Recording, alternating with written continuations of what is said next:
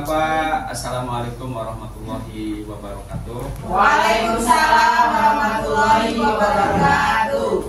Terima kasih atas kedatangan Ibu dan Bapak di sini. Terima kasih sudah meluangkan waktu untuk hadir mengikuti kegiatan diseminasi. Saya yakin Ibu dan Bapak sibuk, punya jadwal yang sangat ketat, pagi-pagi, siang, sore, bahkan ketika sela-sela di luar mengajar pun saya yakin Ibu dan Bapak punya schedule khusus. Tapi kehadiran Ibu dan Bapak di sini menjadi sangat berharga bagi saya, karena bukan hanya esensi materi yang akan dipaparkan, tapi juga kebutuhan saya secara personal berkaitan dengan scheduling terkait pendidikan calon guru penggerak. Saya bersyukur sekali Ibu dan Bapak bisa hadir, dan mudah-mudahan ini menjadi kebaikan baik rencana kita, aktivitas kita, rutinitas kita sebagai pendidik maupun agenda secara kelembagaan. Karena Ibu dan Bapak yang saya usung di sini itu langsung berkaitan dengan SMA Negeri 3, tempat kita beraktivitas. Mudah-mudahan ini menjadi masukan bagi saya jika ada kekurangan, tapi juga akan menjadi feedback ke sekolah di mana saya mengajar jika ini bisa diadopsi oleh rekan-rekan. Ibu dan Bapak, ini aksi nyata implementasi budaya positif. Kita tahu kata budaya itu sudah akrab dalam komunitas kita. Budaya itu hasil cipta, rasa karsa yang sudah melekat dalam rutinitas, yang kadang kita tidak sadar bahwa kita ada di dalamnya. Tapi orang yang tahu budaya itu biasanya orang yang di luar circle-nya. Oh, budaya orang Indonesia itu begini. Oh, budaya Eropa itu begini. Oh, budaya Australia itu begini. Bahkan lebih lokal lagi, budaya Sunda. Lebih lokal lagi, budaya orang Cianjur, budaya orang Sukabumi, budaya orang Garut. Dari mana kita menentukan itu budaya? Dari kebiasaan yang kadang kita nggak tahu. Nah, Ibu dan Bapak, saya memetik tema budaya positif ini sebagai narasi, sebagai penjelasan deskripsi dari modul yang dipelajari di pendidikan guru penggerak. Kata budaya seperti itu tadi, Ibu dan Bapak. Tapi sekarang budaya disandingkan dengan kata positif. Apa makna di dalamnya? Kita tahu budaya itu berkaitan dengan sesuatu yang sudah menjadi pembiasaan, dan itu belum tentu menjadi kebiasaan orang lain. Artinya ketika seseorang biasa melakukan itu, bagi orang lain yang tidak biasa, dia akan memilah ini konteksnya negatif, ini konteksnya positif. Hal yang biasa dilakukan orang, bagi saya nggak mungkin. Nah, disitulah muncul kata positif. Budaya positif apa yang akan diimplementasikan di SMA Negeri 3 Sukabumi?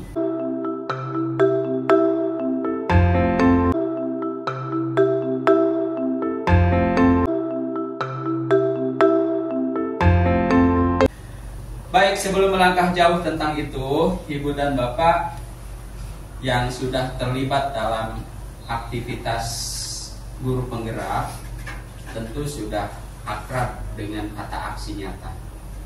Tapi bagi Ibu dan Bapak yang belum ke sana, mungkin bertanya-tanya, apaan sih aksi nyata dan buat apa? Ternyata Ibu dan Bapak, aksi nyata itu adalah aktivitas yang dilakukan ketika peserta pendidikan guru penggerak sudah menuntaskan materi pada modul. Kita tahu kita semua sedang mengimplementasikan kurikulum merdeka. Dalam pendidikan guru penggerak, kata merdeka itu adalah akronim dari pertama mulai dari diri, kedua E-nya eksplorasi konsep, R-nya ruang kolaborasi, D-nya demonstrasi kontekstual, nanti kita kupas ya sebenarnya isinya apa ini. Kemudian E-nya elaborasi pemahaman, K-nya koneksi antar materi, dan terakhir A-nya aksi nyata. Jadi Ibu dan Bapak, apa itu aksi nyata? Setelah kami menjalankan proses pendidikan tahap demi tahap, subbab demi subbab, closingnya adalah aksi nyata. Sebuah gerakan, sebuah aktivitas yang dilakukan oleh guru penggerak sebagai bentuk implementasi. Kami belajar teori, kami berdiskusi, kami melakukan pendalaman, kemudian kami melihat di sekolah kami lagi apa, kemudian kami melakukan action apa nih yang sudah dipelajari di lapangan itu. Baik, kita lihat Ibu dan Bapak, mulai dari diri itu seperti apa konteksnya.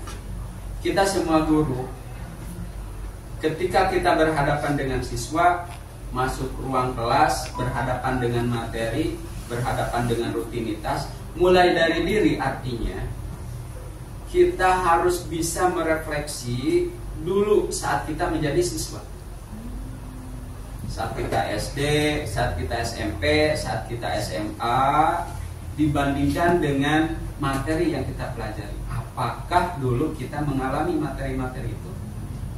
Kemudian direfleksi. Kita diuji, dituntut untuk melihat pengalaman-pengalaman kita waktu sekolah dulu. Kemudian kita bandingkan dengan apa yang akan dialami oleh murid-murid kita saat di kelas. Itulah mulai dari diri. Jadi kita tidak mengajar ujug-ujug, tapi dilihat tuh konteks kita. Kemudian eksplorasi konsep-konsep yang ada pada materi modul itu dieksplor. Kenapa? Karena yang membedakan adalah episode zaman kita dulu itu beda, jauh dengan zaman sekarang. Makanya dieksplor. Sehingga materi yang digulirkan dulu, pemikiran-pemikiran besar dari KHD Ki Hajar Dewantara, itu sekarang dipakai lagi, tapi konteksnya itu menjadi pembeda. Maka dieksplor. Yang dipetik adalah filosofinya. Eksplorasi, konsep-konsepnya dipahami lagi, kemudian secara kontekstual ditusukan ke ruang-ruang kelas kita. Yang ketiga, ruang kolaborasi. Ibu dan Bapak, nanti Ibu dan Bapak juga pasti akan terlibat dalam proses ini, proses guru penggerak. Ibu dan Bapak akan masuk berdiskusi dengan rekan untuk membahas hal-hal yang dikaitkan dengan materi, dikoneksikan, disambungkan dengan konteks kita. Kita berkolaborasi, pemikiran-pemikiran kita, berbagi pengalaman kita, kemudian disatukan. Yang selanjutnya, demonstrasi kontekstual. Nah, Ibu dan Bapak, setelah kita memahami konsep, disamakan konsepnya dalam ruang kolaborasi, kemudian kita mencoba masuk didemonstrasikan. Sedang musim apa nih di sekolah? Teori apa nih yang kira-kira cocok untuk ini? Maka kita mulai digunakan. Selanjutnya, elaborasi pemahaman. Elaborasi pemahaman, kalau tadi dieksplor, digali, sekarang dielaborate, dikembangkan. Kalau eksplor digali, Ibu dan Bapak, gali. Kalau dielaborate disamakan, dikembangkan. Koneksi antar materi, jadi antar bab ini kami belajar subbab ini kami ditantang untuk mencari benang merah hubungan antara materi ini. Dan terakhir, inilah yang akan kita hadapi, aksi nyata. Aksi nyata itu merupakan implementasi keseluruhan, akan jadi sangat subjektif, Ibu dan Bapak. Saya aksi nyatanya akan lebih menggiring aktivitas dikaitkan dengan apa yang sedang saya pegang sekarang. Saya bahasa Inggris, maka akan digiring ke situ. Saya balik kelas, maka aksi nyata pun akan digiring ke situ, di mana saya berperan. Beda dengan yang sudah dilaksanakan oleh Bu Rini, oleh Bu Mulyani, oleh Pak Caca, yang lebih spesifik lagi mengarah pada rutinitas. Aksi nyata yang saya gulirkan di sini pun demikian. Nah, Ibu dan Bapak, selanjutnya Oh iya, makan kalau lagi lucu. oh iya, saya jelaskan. Cepat unik. Nah,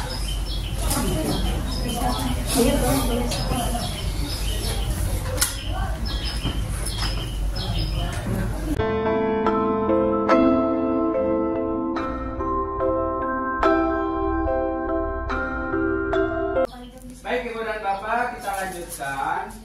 Inilah yang selama ini menjadi core, menjadi pusat aktivitas saya di pelatihan pendidikan calon guru penggerak. Pertama, fasilitator saya itu namanya Ibu Hairina Irma Suryani Nasution. Beliau adalah guru BK di Batam. Luar biasa sekali, saya mengikuti materi dari beliau, begitu runut, begitu khas, begitu detail, begitu apik. Setiap sesi selalu ada hal-hal yang baru. Saya menikmati ketika pendekatan-pendekatan beliau yang selalu update. Itu yang luar biasa dari beliau. Kemudian pengajar praktik yang selama ini mendampingi saya itu Ibu Ati Ekawati Rifai. Saya juga sangat beruntung berkenalan dengan beliau. Ternyata S2, S3-nya di Norwegia. Luar biasa. Jadi ketika saya lulus TGP, kemudian berkenalan, menyebutkan bahwa saya baru pulang dari berkegiatan di luar, ternyata beliau langsung mengenalkan diri bahwa Pana, alhamdulillah saya dapat beasiswa untuk belajar di, wah saya langsung merinding. Karena ketika saya bicara bahasa Inggris itu karena kompetensi pembelajaran saya di situ, mata pelajaran saya di situ.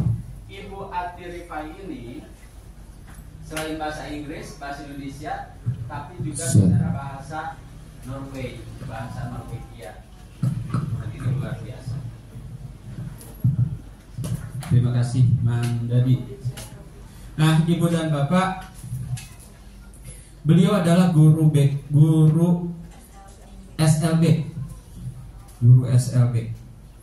Ini perlu juga untuk saya kupas sedikit, bahwa setiap kali pertemuan ada hal-hal yang sangat luar biasa yang saya dapatkan dari Bu Ati ini, yang bikin saya merinding.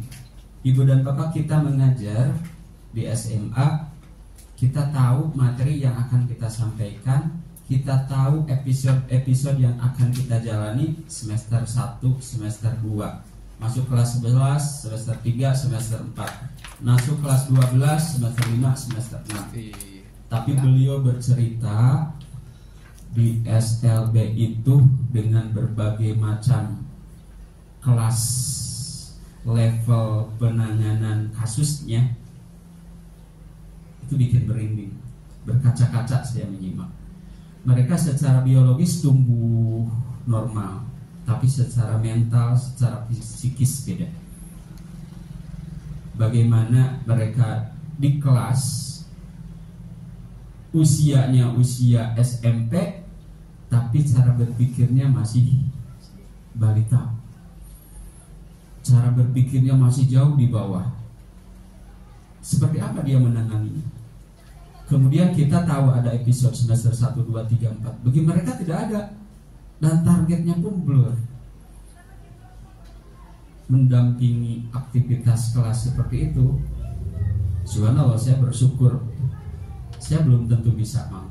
Tapi beliau dengan karakter yang sangat cheerful, yang sangat dinamis, yang sangat humanis bisa.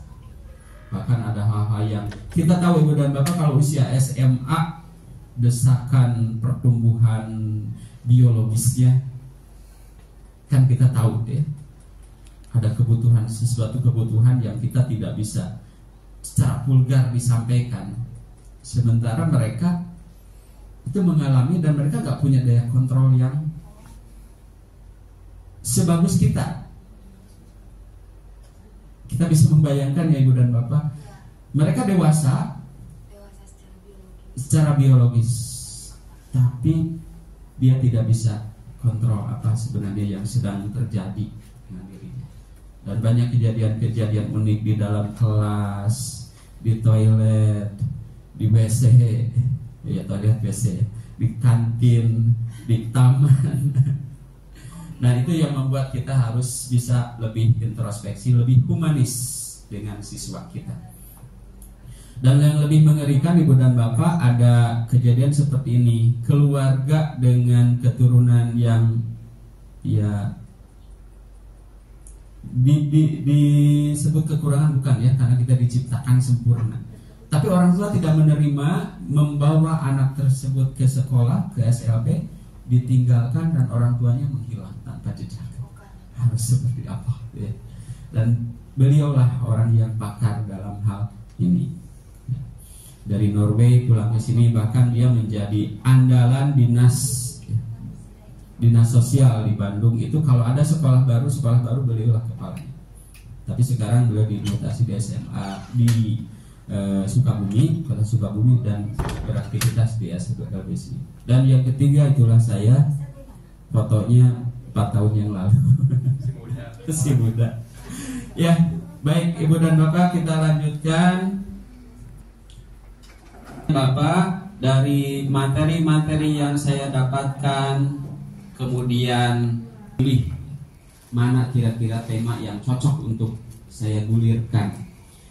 Jika Bu Rini kemarin memaparkan tentang proses segitiga restitusi, Bu Mulyani lebih fokus pada posisi guru, maka saya lebih mengerucut lagi pada dunia yang sedang saya dapatkan, tugas yang saya dapatkan sebagai wali kelas. Tema yang saya usung di sini, budaya positif, membangun komunikasi positif di SMA Negeri 3 Sukabumi melalui langkah kesepakatan kelas. Ibu dan Bapak, saya sebagai wali kelas 10B,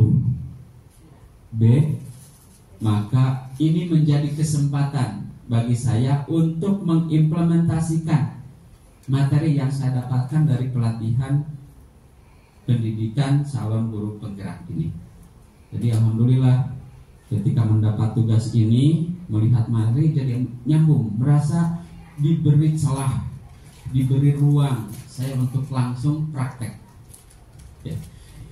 Baik Ibu dan Bapak, apa itu kesepakatan kelas? Pertanyaan yang sangat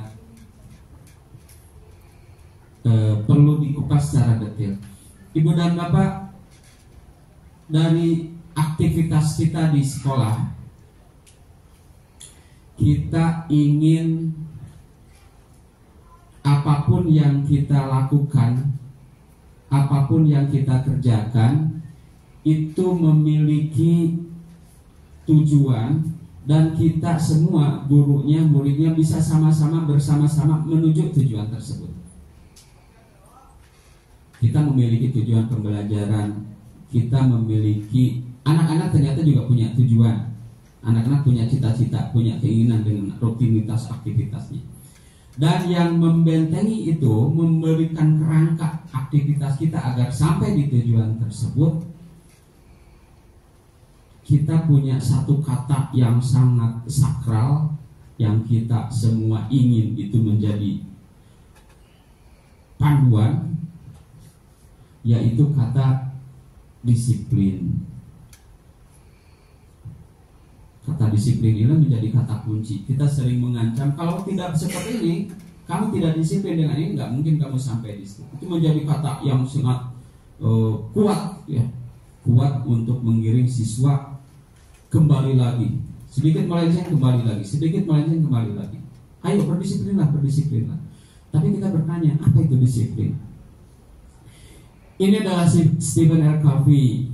Kita tahu bukunya begitu booming dulu waktu kita masih kuliah sepertinya, karena tahun 91 buku ini meledaknya di Indonesia. Ketika kita memiliki keinginan, cita-cita, harapan, ternyata ada satu kebijakan yang harus kita pahami, kita resapi, dan kita optimalkan untuk menjadi panduan kita. Beliau menulis begini dalam bukunya. Bila kita ingin membuat kemajuan perlahan, sedikit-sedikit ubahlah sikap kita atau perilaku kita.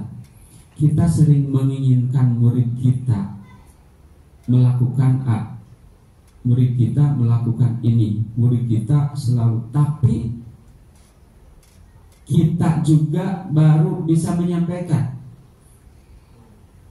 Bila kita ingin membuat kemajuan perlahan sedikit-sedikit, ubahlah sikap kita. Maka beliau menuliskan, sebenarnya untuk hal itu yang pertama harus dilakukan adalah dari sikap kita atau perilaku kita. Jadi ketika kita ingin menyuruh anak sholat, ya, kalau guru ngaji saya dulu selalu bilang, anak-anak kalau nanti sudah besar, sudah menikah, punya anak, jangan disuruh sholat. Saya bingung. Jangan disuruh ngaji, jangan disuruh. Apa maksudnya?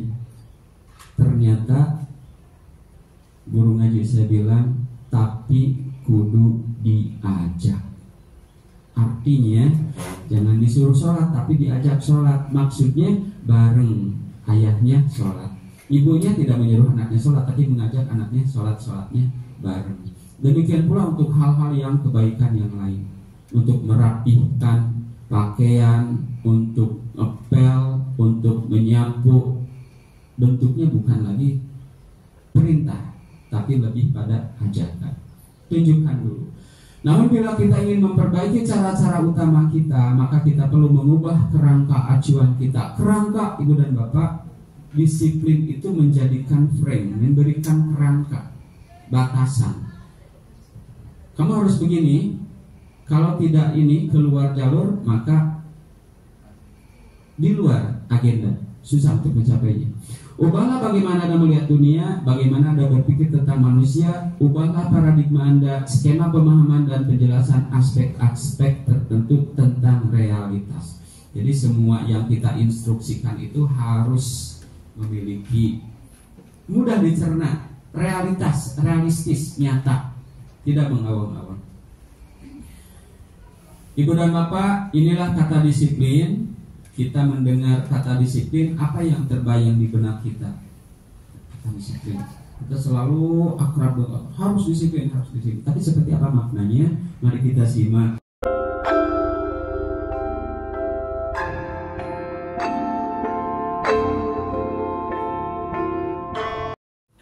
Dan dikupas sama Bu Mulyani, karena ini lebih spesifik menjadi dunia Bu Rini dan Bu Mulyani, kalau saya tidak begitu detail.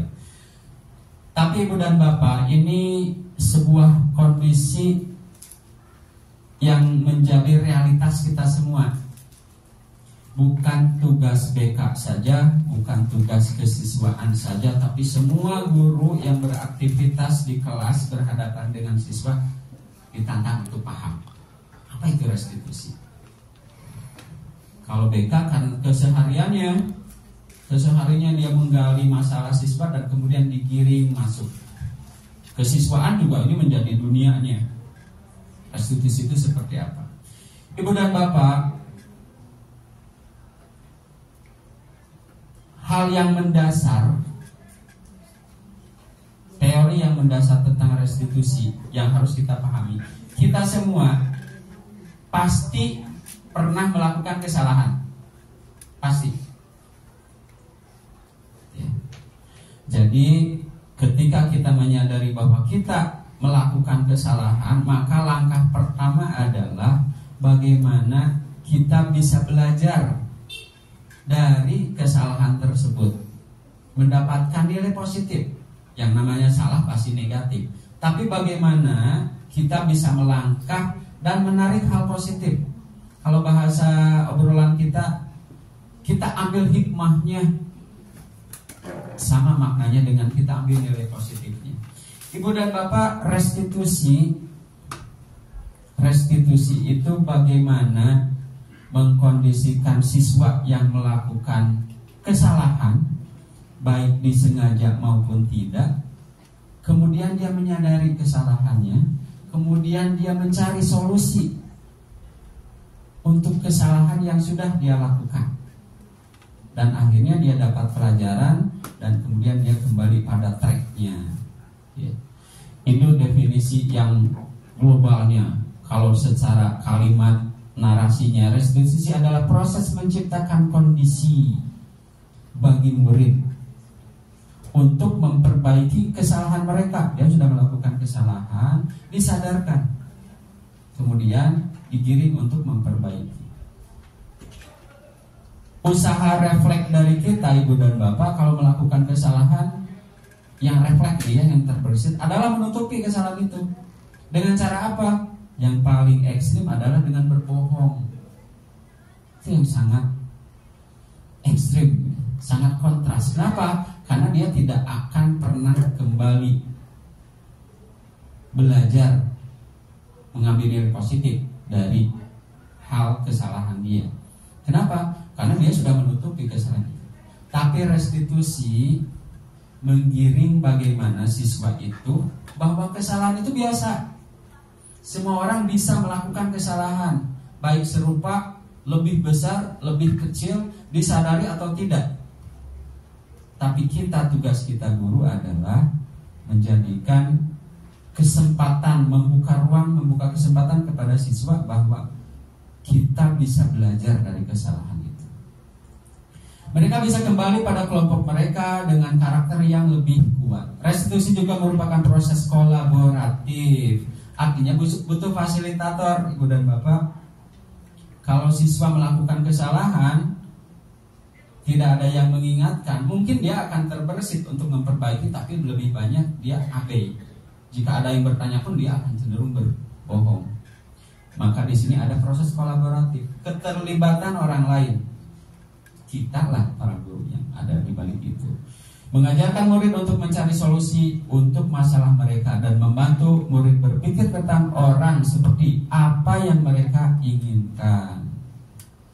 Jadi anak diingatkan, kalau kamu melakukan ini, efeknya begini. Bukan hanya pada diri kamu, tapi juga pada orang lain begini. Terus dibangunkan. Nanti kita akan ketemu prosesnya dengan kita guru. Dan bagaimana mereka harus memperlakukan orang lain. Dan kesalahan itu tunjukkan tanggung jawab, harus seperti apa dia memperlakukannya pada orang lain. Nah, ibu dan bapak, terkait dengan restitusi tadi, kita tahu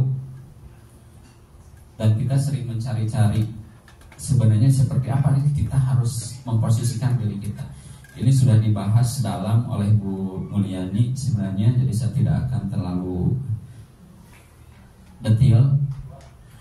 5 posisi kontrol kita sebagai guru. Ibu dan bapak, apakah kita berada di salah satunya? Dan kira-kira yang mana yang biasa kita lakukan? Apakah ternyata kita keseluruhannya ada di kita dan kita memilah untuk orang seperti ini, inilah cara kita. Untuk seperti orang seperti ini, inilah konteks begini saya akan di sini. Ya. Baik ibu dan bapak, kadang kita menghukum dan kadang kita kalau tidak peka dengan konteksnya, kadang kita juga merasa bersalah. Setelah diberi hukuman ternyata tidak memberikan jerak pada dia, tetap aja melakukan kesalahan, berarti kita tidak tepat. Kadang kita membuat siswa merasa bersalah, terus saja diungkap, gara-gara kamu, tahu nggak? Terus saja, dan anak merasa sangat terpojok dan tidak ada solusi. Tapi kadang-kadang disebutkan itu anak menjadi terpacu, itu kontekstual. Kadang ada yang menjadi teman. Kita juga suka akrab di kantin, di jalan, bahasa yang mereka gunakan kita juga mencoba untuk gunakan dan mereka terasa nyaman. Hanya kita juga harus kontrol pertemanan seperti apa yang kita bangun. Ada pemantau dan terakhir manajer. Seperti ini ibu, bapak, konteksnya. Seorang penghukum, ini kalimat-kalimatnya. Patuhi aturan saya atau awas. Kamu selalu saja salah. Ini kalimat-kalimat kadang refleks dan bapak, dan kadang tergantung mood kita seperti apa. Kemudian ada yang membuat merasa bersalah, seperti inilah kalimat-kalimat yang sering muncul. Ibu sangat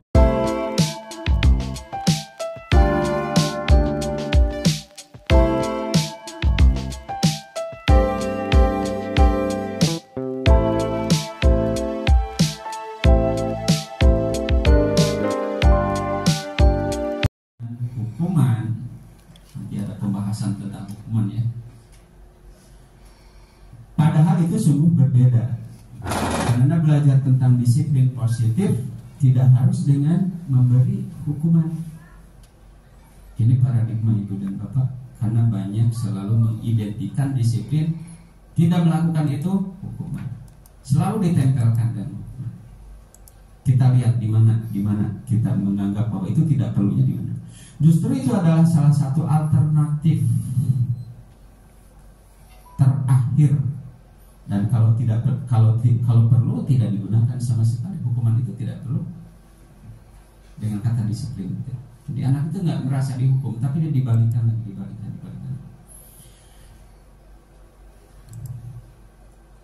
Nah, ini ibu dan bapak, kita sebagai guru sering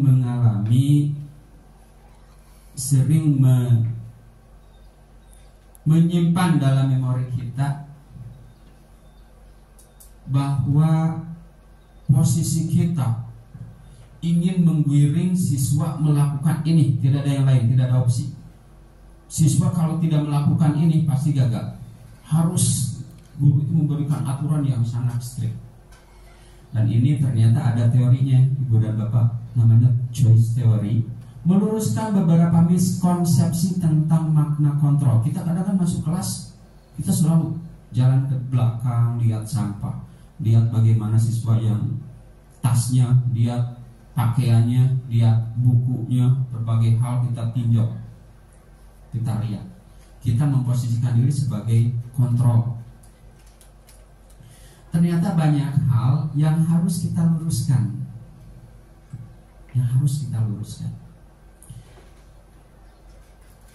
Dalam pikiran kita melihat siswa di kelas 40 siswa, kita dalam pikiran kita, mereka itu punya kebutuhan yang sama. Apa kebutuhannya? Belajar. Belajar apa? Belajar mata pelajaran yang saya bawakan. Padahal faktanya ibu dan bapak, kebutuhan kita berbeda. Anak datang ke kelas, ada yang ingin benar-benar belajar bahasa Inggris, ingin dapat nilai, ingin bicaranya lebih fluent, ingin bisa menangkap orang berbicara bahasa Inggris, menangkap apa yang mereka bicarakan, ingin suatu hari pergi ke luar negeri, banyak keinginannya. Tapi di antara semua itu ada juga siswa yang asal selesai, karena saya passionnya bukan bahasa Inggris, saya sukanya science. Saya bahasa Inggris di kelas cukup hadir dan mengambil nilai aman saja. Kita memiliki kebutuhan yang berbeda. Gimana kita menjadi kontrol di situ? Itulah tantangan kita. Bagaimana kita bisa memahami siswa yang ternyata keinginannya pun tidak seperti yang guru inginkan. Kemudian semua orang melihat hal yang sama. Faktanya setiap orang memiliki gambaran yang berbeda. Ibu dan bapak saat masuk kelas itu ada yang pikirannya di kantin, pikirannya di jalan, pikirannya di pembantu, pikirannya di orang tua yang lagi sakit. Setiap orang memiliki gambaran yang beda. Begitu masuk melihat gurunya, itu pikiran yang berbeda. Di sini kita perlu untuk menyadarkan kembali. Kita mencoba mengubah orang berpandangan sama dengan kita. Nah, ini penting ibu dan bapak. Kita sering menggiring, membenarkan suara kita, kalimat kita, dan menyebutkan kepada siswa kita. Benar kan? Benar kan? Seolah-olah anak kita menggiring siswa untuk sama pikirannya dengan kita.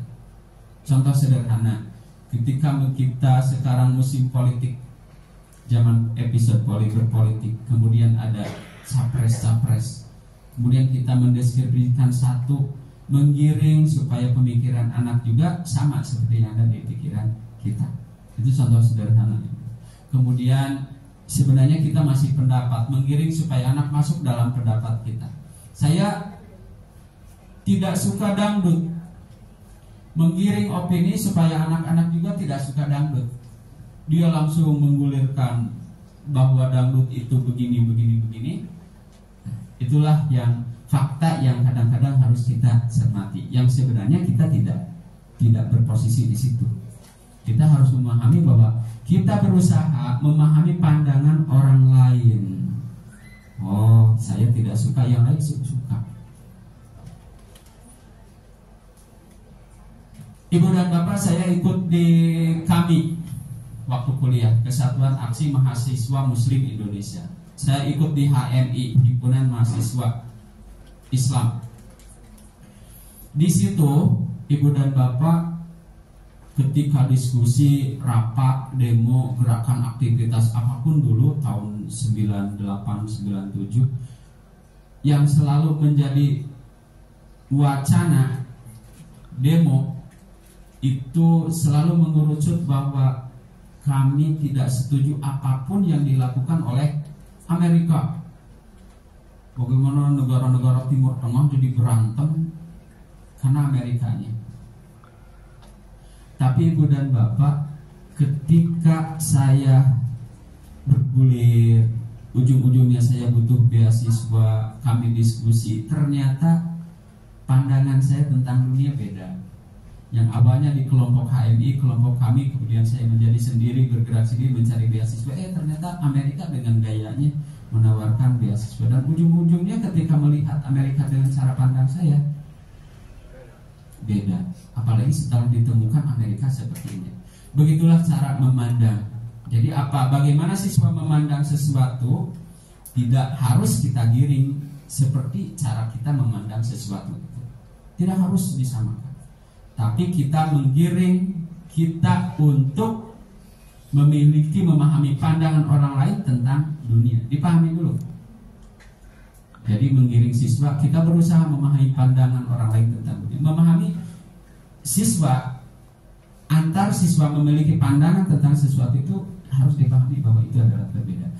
Orang lain bisa mengontrol saya, itu sebuah pikiran kita, gitu ya. Tapi sebenarnya hanya Anda yang bisa mengontrol diri Anda.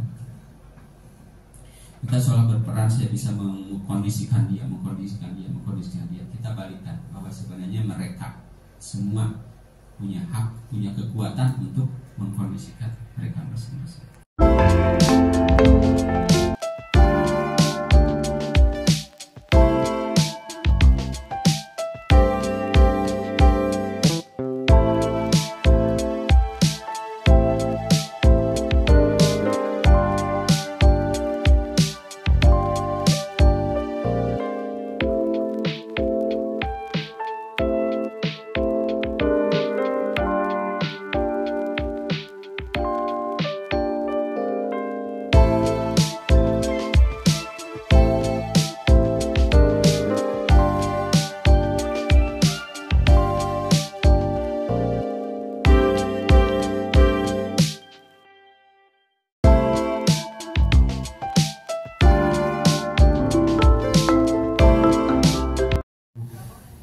Muncul ya guru-guru berkali-kali, tapi ada yang biasa aja ya.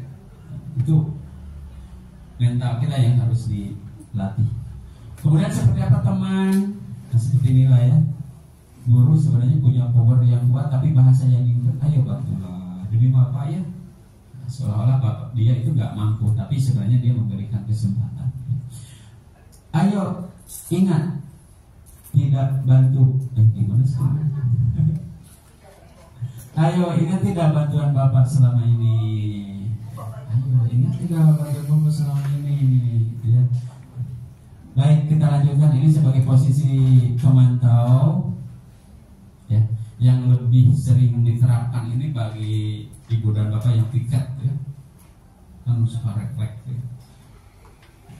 Peraturannya apa? Nah, kalau tiba-tiba datang hari Rabu pakai batik, kita kan langsung mengingatkan. Ini hari apa coba? Kenapa pakai ini? Sanksi atau konsekuensinya apa? Kita langsung. Apalagi kalau kita kan ya sebenarnya udah punya guidance, kita langsung mengingatkan. Dan ibu dan bapak, inilah posisi yang sebenarnya harus lebih universal, lebih akrab di diri kita. Posisi sebagai manajer. Guru berbuat sesuatu bersama dengan murid, mempersilakan murid mempertanggungjawabkan perilakunya. Jadi mengingat merubah itu tidak bisa instan, apalagi kalau sudah berkaitan dengan kebiasaan. Ini kebiasaan keluarganya seperti itu, kebiasaan yang kita inginkan begini, maka harus pelan-pelan. Ya. Jadi kita bersama murid judulnya, tidak instruktif. Mempersilakan murid mempertanggungjawabkan perilakunya, mendukung murid agar dapat menemukan solusi atas permasalahannya sendiri, selalu ditawarkan. Seorang manajer telah memiliki keterampilan posisi teman maupun pemantau, dan dengan demikian bisa jadi di waktu tertentu kembali kepada kedua posisi tersebut bila diperlukan. 5 posisi tadi Ibu dan Bapak itu seperti tadi disampaikan, kontekstual, kondisional, dan kadang-kadang kita try and error, lakukan ini ya, coba uji coba gini ya. Tapi yang jelas kita paham bahwa kita punya 5 posisi yang harus kita terapkan, karena dengan posisi itulah kita bisa melakukan perubahan. Baik Ibu dan Bapak, baru sekarang masuk pada tema yang saya usung. Jadi itu tadi landasan yang menggiring saya masuk pada yang akan saya gulirkan.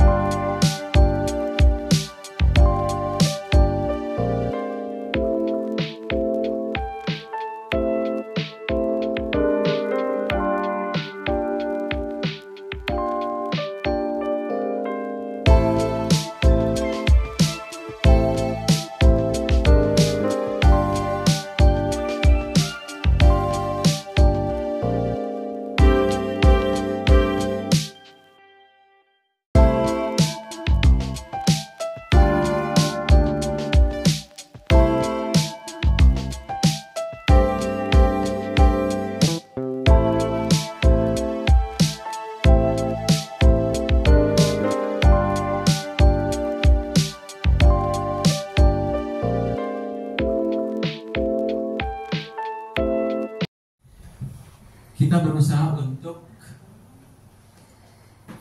membangun komunikasi aktif dengan siswa kelas saya, di mana saya akan menjadi wali kelas mereka selama 1 tahun ke depan, menggali harapan-harapan yang diinginkan wali kelas. Ya, bukan sesempatnya Ibu dan Bapak, tapi kita harus menyempatkan diri bertemu dengan mereka. Kadang di jam pelajaran saya, kadang ada guru tidak masuk kita isi, kadang juga kita menambah jam mengumpulkan ketika mereka sepakat untuk ngobrol-ngobrol hal tentang ruang kelas kita. Menggali harapan-harapan yang diinginkan warga kelas untuk 1 tahun ke depan terkait keadaan ruang kelas, baik fisik maupun desain atmosfer yang ingin mereka bangun. Bayangkan ada 40 kepala, 40 keinginan ruang kelasnya. Mengajak mereka untuk mampu menuangkan dalam bentuk kalimat-kalimat sederhana namun memiliki pesan yang kuat. Jadi Ibu dan Bapak ketika masuk kelas, di dinding itu ada pesan-pesan yang mengingatkan. Nah Ibu dan Bapak, inilah aktivitas setelah kita satu pertemuan itu kita ngobrol. Kalian mau seperti apa sih kelas kita? Kalian cita-citanya bagaimana? Kemudian saling membaca, kemudian saling memahami, saling mengingatkan bahwa kita akan. Maka saya bagi kelompok. Yuk kita tuangkan keinginan-keinginan kalian tentang kelas kita seperti apa. Tapi bikin aturan Ibu dan Bapak, hindari kata tidak, hindari kata jangan. besar. Ketika muncul kata jangan menginjak rumput, kita sering jangan menginjak rumput, berbeda pengaruhnya pada kita dengan kalimat berjalanlah di koridor yang disediakan. Tujuannya sama, tapi ketika muncul kata jangan dengan muncul kata lah silahkan, itu beda pengaruhnya pada psikis kita. Nah, ketika anak disuruh berkelompok, kemudian dia membuat poin-poin yang akan menjadi kesepakatan kelas, maka dimunculkanlah kalimat-kalimat sederhana yang isinya, nah ibu dan bapak, inilah yang sudah lahir kalimat versi anak-anak yang diinginkan selama pembelajaran di kelas itu. Pertama, membudayakan 5S. Ya, beda ya ibu kalau kita membeli poster di pasar ditempelkan, mungkin anak tidak terlibat di situ. Anak membaca tapi tidak.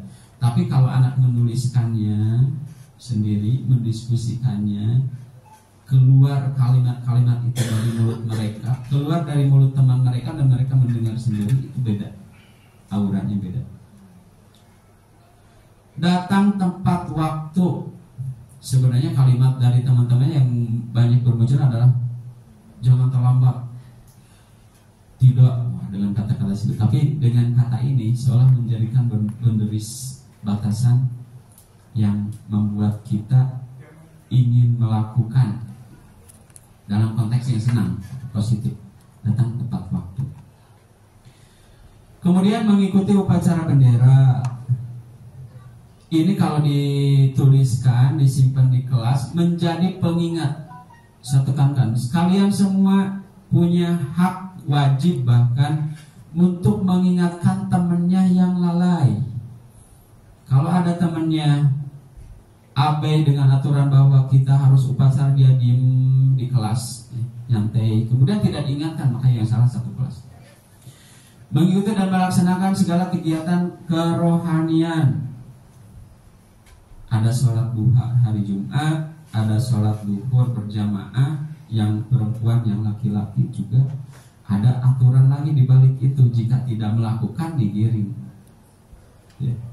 Kemudian selalu berpenampilan rapi, ini bahasa mereka yang Bapak, saya sering ingatkan bahwa slogan Semanti itu bright, ada kata kurjus, itu identik dengan menawan, tampan untuk laki-laki, cantik untuk perempuan. Tapi di balik kecantikannya bukan cantik yang secara fisik dengan berbagai macam ornamen, bukan. Berpenampilan rapi. Selanjutnya menggunakan 3 kata ajaib. Ini versi anak-anak ya ibu dan bapak, anak yang meramu. Bahkan saya hanya dimunculkan satu, bahkan oh iya betul juga. Tolong, maaf, terima kasih. 3 kata ajaib mereka menyebutnya. Kita kadang lupa.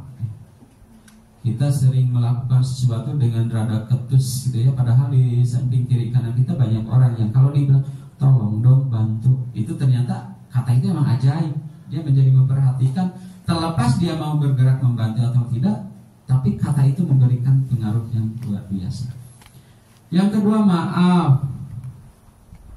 Kata yang sederhana tapi kadang kita abai. Maaf. Dan yang ketiga, terima kasih. 3 kata yang ajaib yang harus kita budayakan, kata anak. Yang selanjutnya, ibu dan bapak ikut berpartisipasi dalam setiap kepentingan kelas. Ada lomba antar kelas, ada pentas, ada rapat, maka dibikinlah aturan bahwa semua harus terlibat. Saling menghargai dan menghormati sesama, itu tentu pasti. Selalu menjaga kebersihan diri sendiri, kelas, lingkungan sekitar, menjaga kekompakan kelas. Ibu dan bapak, ini yang di belakangnya itu adalah kelompok-kelompok lain ya, dibagi 4 kelompok. Yang sebenarnya ini masih dalam proses. Hari Senin itu akan dipasang versi lengkap yang merupakan inti irisan dari masing-masing kelompok yang kemudian disahkan. ditandatangani oleh wali kelas di situ, ditandatangani oleh KM, bahkan siapapun yang ingin memberikan dukungan kita buka dengan gaya-gaya anak-anak. Jadi kita rayakan, kita sudah membuat aturan, kita rayakan dan mari kita dukung aturan ini. Jadi ketika kita punya ambisi mencapai sesuatu, aturannya sudah jelas, disepakati dan semua akan berjalan pada track itu. Itulah Ibu dan Bapak, bagaimana kita membangun sebuah budaya positif yang dalam agenda saya dimulai dari kelas. Dan Ibu dan Bapak, selesailah paparan aksi nyata yang menjadi bagian dari tugas akhir saya untuk modul ini. Ya. Ibu dan Bapak, spesifiknya, detailnya, kerucutnya adalah bagaimana saya bisa menjalankan rutinitas keseharian saya dengan baik, dikaitkan dengan materi-materi yang saya pelajari, yang saya dapatkan dalam pendidikan calon guru penggerak. Ketika sudah selesai, bagaimana kesepakatan kelas itu dibangun, maka muncul kata sepakat. Setelah itu mari kita sahkan dan kita jalankan. Kita jalankan. Ibu dan Bapak, terima kasih sudah hadir di sini dan sudah mengikuti detail uraian. Dan saya juga mohon doa dari Ibu dan Pak, mudah-mudahan betul-betul ini menjadi apa yang saya rancang, apa yang saya agendakan, bukan hanya aturan yang kaku. Ketika saya sosialisasikan, ketika saya sampaikan, Ibu dan Bapak juga bisa menjadi bagian kontrol, mengingatkan. Perasaan pandang dulu gini deh agendanya, kenapa jadi begini? Nah, perasaan ini bagus deh, Pandang kayaknya bagus deh kalau disampaikan di yang lain. Perasaan ini kurang di bagian ini. Nah, itulah Ibu dan Bapak fungsi dari pertemuan ini pada aksi nyata ini. Jadi ketika punya agenda, mensosialisasikan, bukan untuk hanya ini yang akan saya jalankan, bukan, tapi menunggu masukan, menunggu keterlibatan Ibu dan Bapak menjadi bagian dari kontrol kegiatan ini. Ya Ibu dan Bapak, demikianlah, dan selesai. Jika Ibu dan Bapak punya pertanyaan, boleh ditulis di kolom chat. Dan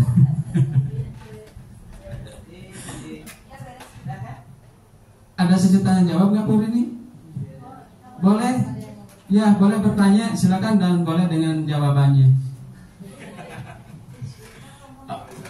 Oh ya, kalau tidak ada, udah ya. Ibu dan Bapak, terima kasih kehadirannya. Saya harus meluncur ke Bandung. Silakan Ibu dan Bapak nanti bisa sendiri.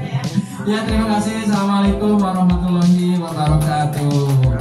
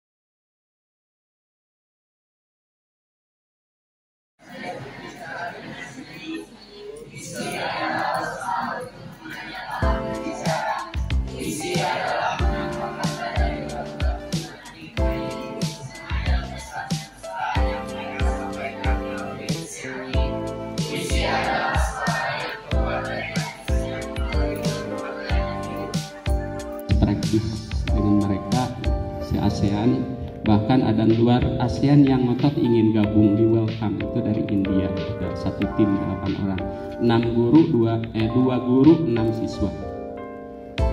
Saya hanya mengikuti rapat dan semalam rapat terakhir. Mengikutinya apa? Begitu semangat mereka bergelut dalam dunia pendidikan. Aksen India, ya, aksen Thailand, aksen Vietnam, aksen Filipina.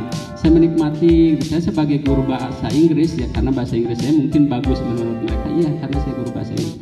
Tapi mereka itu berbicara seperti itu. Ada guru fisika, guru biologi, guru kimia, guru sejarah. Kok bahasa Inggrisnya bagus? Nah, itulah organisasi yang kami sedang geluti di Indonesia. Adalah saya sebagai wakilnya, ketuanya adalah sebenarnya Pak Ceng Mamat, dulu kepala sekolah. Ada satu organisasi namanya Asia, ASEAN English Integrated Studies. Di situ menggiring ibu dan bapak jangan sungkan untuk berbicara bahasa Inggris tanpa meninggalkan bahasa lokal, bukan gaya-gayaan bahasa Inggris itu. Guru biologi ngomongnya bahasa. Jadi kami punya metode, guru-guru kami, guru BK, Buati, guru Buati bisa bahasa Norwegia. Bisa masuk ke situ. Nah, itu ibu dan bapak komparasi dari Aceh ke Jakarta. Sebenarnya tiket saya sudah ada 2 menunggu. Mana mau diambil gak, ini mau closing.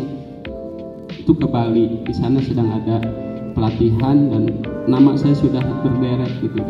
Saya nggak dulu deh terlalu sering mengingatkan. Ibu dan bapak aktif di komunitas. Nanti mungkin para PP akan menyampaikan esensi dari komunitas itu. Disebut mencari penghasilan tiket ke sana kemari itu bisa diambil, bisa enggak. Tapi kalau udah merasa kita esensinya karena asik sih kemana-mana gitu gratis, sebenarnya enggak juga, meninggalkan keluarga dan pulang dengan tangan hampa gitu ya, karena yang digratiskan tiket doang gitu ya. Yang jajan ini itu kadang kita mengeluarkan, tapi kementerian rupanya tahu diri. Paling berapa hari? 4 hari. Ya udah, nanti ya nomor rekeningnya. Alhamdulillah cair juga. Baik ibu dan bapak, saya sekali lagi beribu-ribu terima kasih pada ibu dan bapak kami yang Bu Rini, Bu Mulyani, Pak Caca yang mengusulkan nama ibu dan bapak. Tentu kami konfirmasi juga, senang tidak ragu lagi untuk bisa berkolaborasi dengan kami. Ya, berkolaborasi artinya tidak menjadi kami minta bantuan, enggak. Saya belajar juga pada ibu dan bapak. Kita dalam satu lembaga yang besar, butuh energi yang besar. Itu barangkali pun bapak, saya berdirinya sebagai CGP, kalau tadinya sebagai MC. Kita ibu dan bapak akan dibagi, ada yang di ruang kelas yang lain. Ibu dan bapak terima kasih banyak. Tidak berakhir di sini, tapi kita akan terus beraktivitas ke depan. Sekolah penggerak hidup karena ada guru penggerak. Guru penggerak sebenarnya hidup karena ada ibu dan bapak yang sudah siap untuk juga bergerak. Jadi semuanya bergerak bersama-sama. Gerak-gerak gitu ya. Ya, terima kasih ibu dan bapak. Sepertinya foto saya sudah cukup banyak. Terima kasih buat ibu sesiriannya semua. Ibu dan bapak tambah lagi ya informasi dikit nggak apa-apa. Saya itu baru tahu saya diseleksi ya di Amerika. Orang Argentina yang nepuk bahu saya. Istri saya sebenarnya udah tahu, tapi istri saya nggak mau ngasih tahu. Istri saya kalau saya dengar cerita waktu SMP, SMA, saya sudah